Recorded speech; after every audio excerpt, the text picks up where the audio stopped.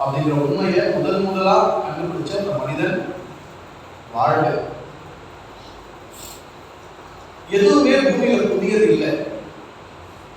நாள் புதியது, நேரம் புதியது, ஒவ்வொரு நொடியும் புதியது, ஒவ்வொரு பார்வையும் புதிதுதான். சரியா? நீங்க தட்டு பழம் கொடுக்கும் போது ஒரு படம் எடுத்தீங்க, ஒரு போட்டோ, அது போய் இப்போ இருக்கிற நான் என்னதான் புதிதுதான். ஒவ்வொரு நொடியும் நம்ம எல்லாரும் என்னதான் புதிதுதான். ஆனா இந்த உலகத்துல நாம் உணர்ந்து கொள்ள வேண்டிய உண்மைகள் என்னைக்குமே மாறாம அப்படியே அதுவாகவே இருக்கு. உண்மைக்கு புதுமுக தோற்றம் எல்லாம் கிடையாது. நேற்று உண்மை, இன்று என்னதான் உண்மைதான், நாளைக்கு என்னதான் உண்மைதான். அதனால உண்மைக்கு சத்தியம் அப்படின்னு ஒரு பேர் வச்சாங்க. சத்தியம். சத்துனாவே நிலையானது. சத் அப்படின்னா என்னதான் நிலையானது, இருக்கிறபடியே இருக்கக்கூடியது, என்னைக்குமே மாறாது.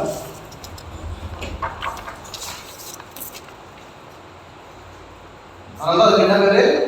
சத்தியம்.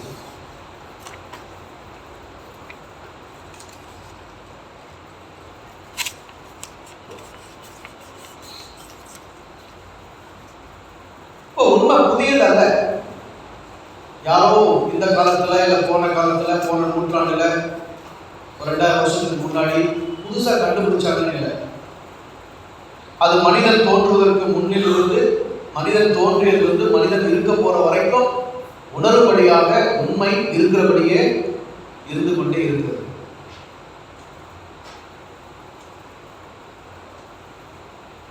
நமக்கும் உடல் கொடுக்கப்பட்டிருக்கிறது. நாமும் உலகத்தில் உடல் கொண்டு வாழ வந்திருக்கிறோம்.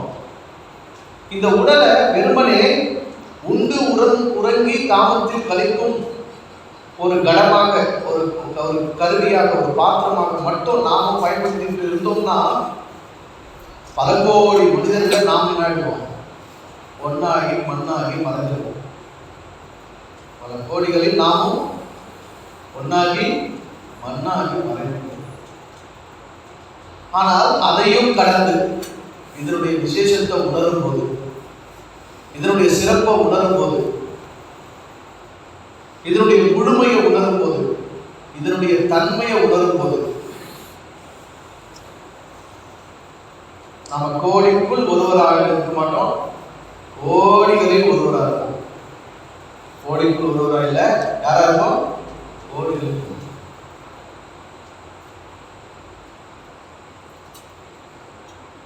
சில பேர் நிறைய பயிற்சிகள் செய்யறாங்க.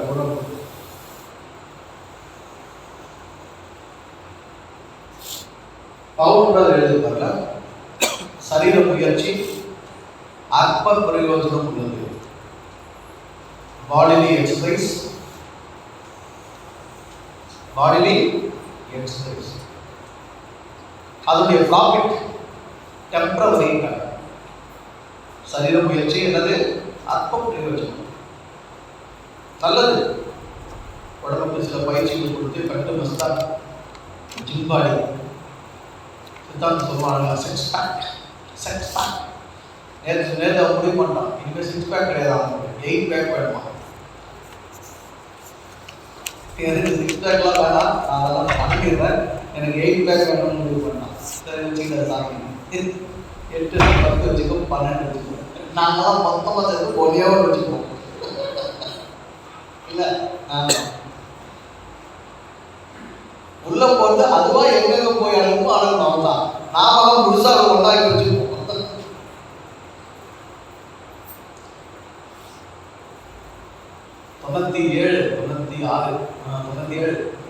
97 மதுரை ஓடிக்கும் போது ஹாஸ்டலில் சமையல் தாத்தா சாயங்காலத்தில் மாடிமரம் நிற்பார்.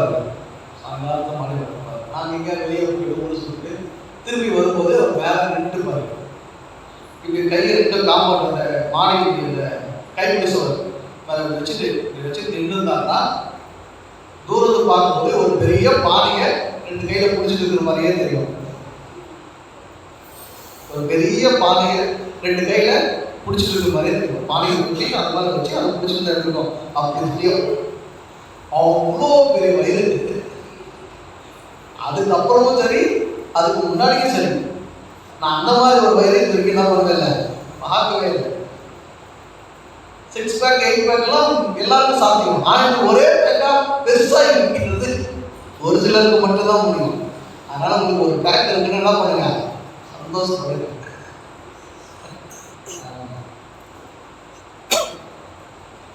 என்ன எல்லாரும் என்னை பார்த்து எல்லாருக்கும் வேணுங்க வருத்தம், எப்படி இருந்து இன்னும் தொப்பி எல்லாம் வந்துருக்குது, நல்லா இருந்து ஏங்க. நான் கஷ்டப்படுறேனே, பார்த்தவங்கள கஷ்டப்படுறாங்க, வருத்தப்படுறாங்க.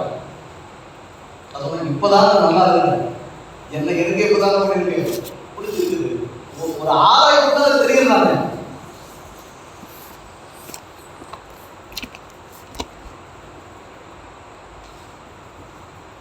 இப்போ உடம்பு வெறும் ஒரு உணவு பொதி இல்லை,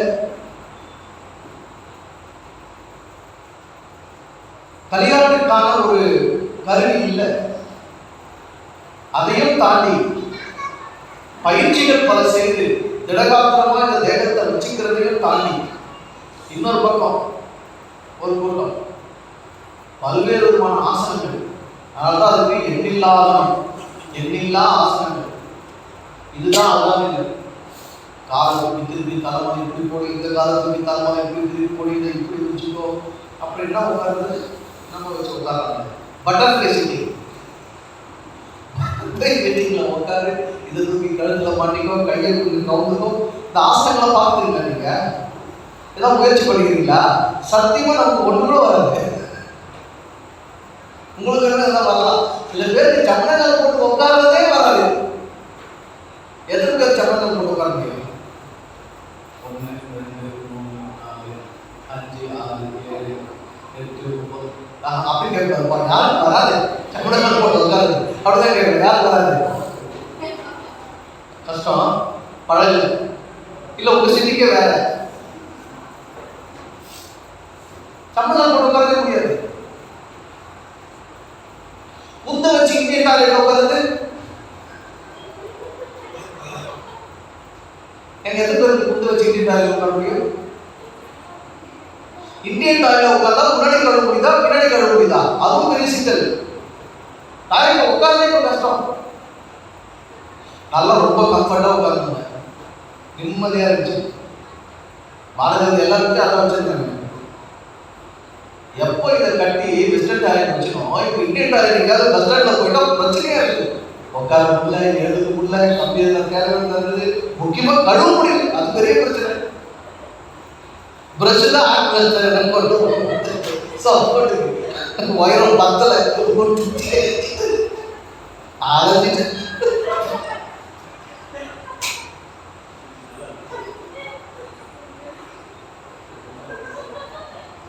ஒண்ணுதான்.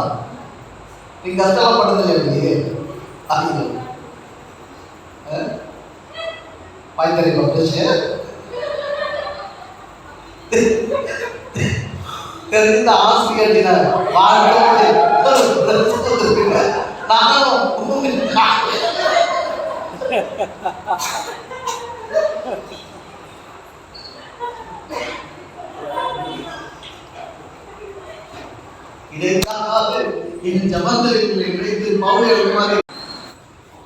உடம்ப அதனுடைய முழு தன்மையில யாராலும் பயன்படுத்திருப்பாங்கன்னா தெரியல. சில பேர் சாப்பாட்டுக்கான ஆக்கிட்டாங்க, சில பேர் காமத்துக்கான ஆக்கிட்டாங்க, சில பேர் தூக்கத்துக்கான பாத்திரம் ஆக்கிட்டாங்க, சில பேர் உலகத்தில் உள்ளதெல்லாம் அனுபவிக்கிறதுக்கான ஒரு கருவியை வச்சுருக்காங்க, சில பேர் உடற்பயிற்சிகளில் கவனம் செலுத்தி தேகத்தை திடப்படுத்துறன்னு அதில் போயிட்டாங்க, சில பேர் ஆசனங்களுக்கு போயிட்டாங்க. ஆனால் ஒட்டு மொத்தமாக முழுமையாக இந்த உடல் எதற்காக அது அத்தனையும் செய்யக்கூடியவங்க யாருமே இல்லை.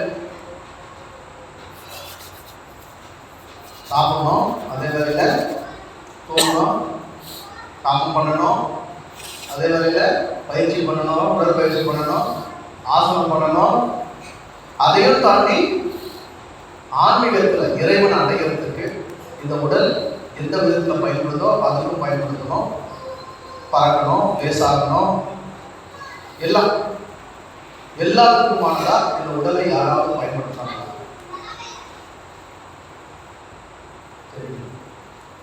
எல்லாம் ஒரு டிபார்ட்மெண்ட்டாக பிடிச்சிருக்காங்க. அதனால தனித்தனியாக மையங்கள் ஆகி வருது. எப்படி உடம்பு முழுசுக்கும் நோய் ஒன்று, மருத்துவம் ஒன்று. ஆனால் என்ன பண்ணிக்கிட்டாங்க? ஆமாம், எத்தனை நோய் எத்தனை வகையான நோய் இருக்கு ஒரு உடம்புக்கு? 4448 வகையான நோய் இருக்கு. 4448 வகை நோய். மனப்பாடம் பண்ணுறதுக்கே நமக்கு ஆயுசு முந்திரம் பொழுது இருக்கு. ஏன்னா அடுத்த வருஷம் 2வது ஆண்டுகளால உங்களுக்கு ஒரு பரிசு போட்டு வைக்கிறேன். 4448 நோயை யாரெல்லாம் மனப்பாடமாக சொல்றீங்களோ அவங்களுக்கு பரிசு. அப்ப நான் நோயே 4448னா அதை குணமாகிறதுக்கான மருத்துவ பிரிவுகள் எவ்வளவு இருக்கும்? மருத்துவர் 4000 வேணும் இல்லை, பெரிய தான் இருக்கு. மருத்துவத்துறைக்கு என்ன பண்ணிட்டே இருக்கு? பெரிய இருக்கு. ஆனா ஒண்ணுதான், நோய் ஒண்ணுதான், இது ஒண்ணுதான். அது போலதான் இந்த உடம்பு ஒண்ணுதான், உடம்பு ஒண்ணுதான். இதை கொண்டு நான் அடைய வேண்டியதும் ஒண்ணுதான். ஆனா இந்த உட்பிரிவுகள் என்ன பண்ணி வச்சிருக்காங்க? பிரிச்சு வச்சிருக்காங்க, வேற வேற ஆக்கி வச்சிருக்காங்க. மொத்தமா ஒன்னாக்கி கொடுக்கறதுக்கான வழி இங்க இல்லை. மொத்தமா ஒன்னாக்கி கொடுக்கறதுக்கான வழி இங்க இல்லாம இருக்கு. வேற எதனோடு நம்ம கவனமா இருக்கிறோமோ இல்லையோ அந்த உடம்போட நம்ம கவனமா இருக்கணும். வேற எதனோடு நம்ம கவனமா இருக்கிறோமோ இல்லையோ அந்த உடம்போட நம்ம எப்படிதான் இருந்தாலும் ஜாக்கிரதையாக இருந்தாலும். கொண்டாடி தெரியாம இதெல்லாம் பண்ணிடலாம். நிறைய விஷயங்கள் தெரியாம தான் பண்ணி ஆகணும். தெரிஞ்ச சமாதானம் போயிடும், சந்தோஷம் போயிடும். எல்லாருக்கும் கொண்டாடி தெரிஞ்சு பண்ண முடியும் வாய்ப்பு இருக்காங்க. நல்ல லீவே வரலாம் வாய்ப்பு இருக்க சொல்லு. இல்லை சத்தியமா இல்லை. ஆனா முன்னாடி போன் பண்ணி எடுத்து சொல்றாங்க.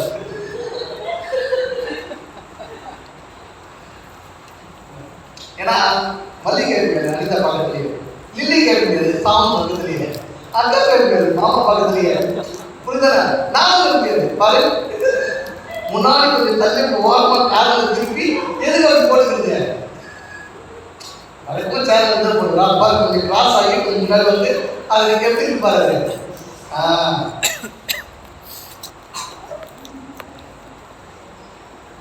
சத்யராஜ் வாய்ப்பு இல்லை. பாண்டியா மாஸ்டனா பேசுறியா? நீ மாலை போட்டு பேசுனா நீ மாலை போட்டா பேசுறீங்கன்னா நான் இறங்கி போயிட்டு அப்புறமா வருவேன். அவன் போயிடுவான், இருக்கிறேன். சரியா? அவரும் பொண்டாடி கூட்டணும், இவங்க பொண்டாடி கூட்டணும். 10 வீட்டில் வச்சுக்குவோம். கூட்டம் இதெல்லாம் சொல்லி கொடுத்து கெட்டுனா நாங்கள் என்ன பண்றது? அதனால நாங்கள் கூட்டு வர மாட்டோம். We are very safe. என்ன இருக்கு? Very safe. சிக்கலே இல்லை. ஏன்னா இன்னும் கொண்டாடி வரல.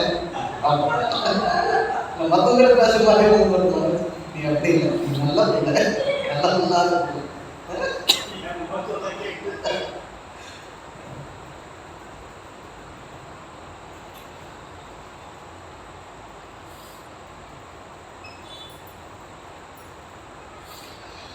இந்த உடலுடைய விசேஷத்தை ஒவ்வொரு மனிதனும் அனுபவிக்கணும்.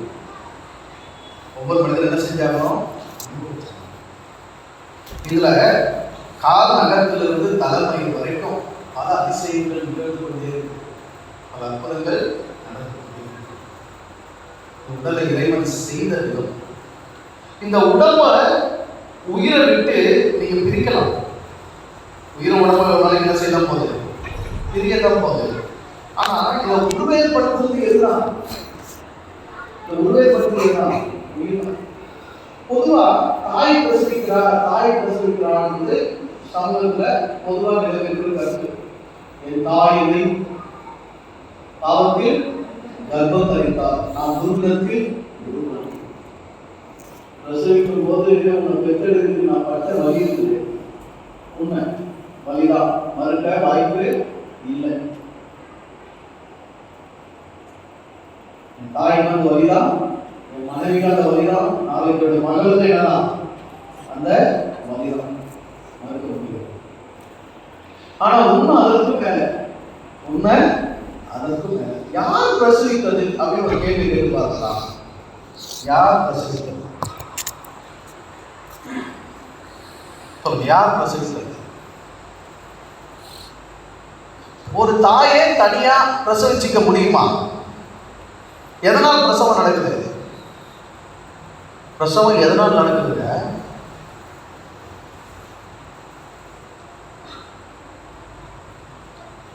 பிரசவம் எதனால் நடக்குது? அப்பா அப்பா உள்ள இருக்க முடியாத தெரியும். கர்ப்பம் தரிச்சதுனால தான் பிரசவம் நடக்குது. சரிதானே? பிரசவம் எதனால் நடக்குது? உள்ள இருக்க முடியாது. முதல்ல உள்ள போட்டு யாருக்கு போக சொல்றது உள்ள?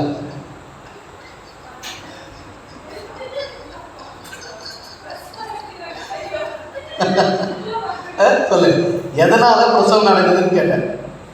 பிரசவம் எதனால நடக்குது? அவன் ஏற்கனவே கர்ப்பம் தரிச்சிருக்கிறான். இப்போ கர்ப்பகாலம் முடிஞ்சா என்ன நடந்தா ஆகணும்? இப்போ கர்ப்பம் தரிச்சுக்கிட்டு தானாவே தரிச்சிக்கினாலா? கர்ப்பம் தரிச்சது தானாவே தரிச்சிக்கினாலா?